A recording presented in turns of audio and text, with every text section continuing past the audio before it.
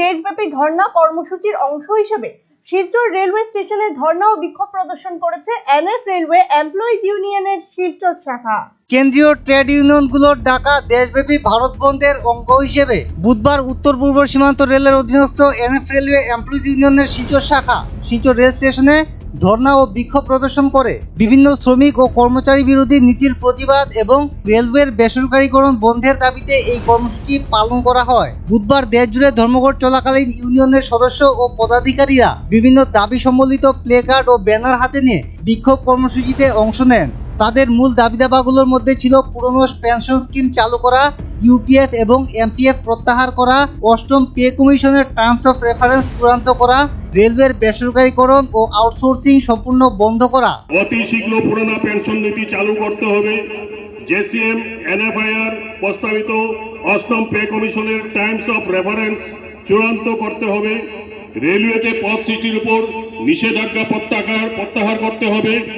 রেলওয়েতে বেসরকারীকরণ outsourcing এর contract system বন্ধ করতে হবে। রেলকে প্রাইভেটাইজেশন করা চলবে না। এনএফ রেলওয়ে এমপ্লয়িজ ইউনিয়নের নেতা মৃণাল মণ্ডল অভিযোগ করে বলেন, রেলওয়ে বেসরকারীকরণ ও আউটসোর্সিং এর ফলে একদিকে যেমন রেল পরিষেবা ব্যাহত হচ্ছে, তেমনি অন্যদিকে সরকারি অর্থ লুটপাট হচ্ছে।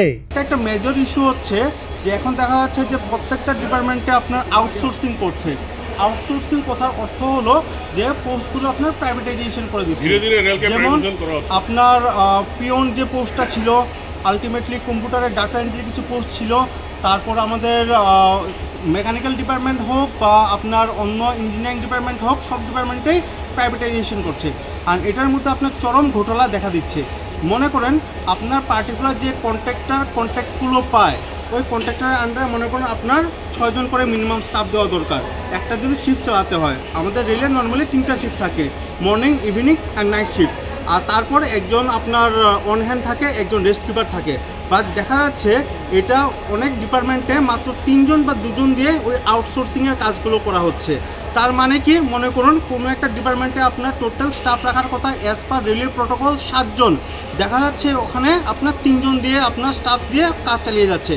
দ্যাট মিনস বাকি 4 জনের যে টাকাটা, ওই টাকাটা টোটালি আইদার কন্ট্রাক্টর পার্টি বা অন্য কোনো সোর্সের জিনিসটা আপনার ভেনিশ হয়ে যাচ্ছে।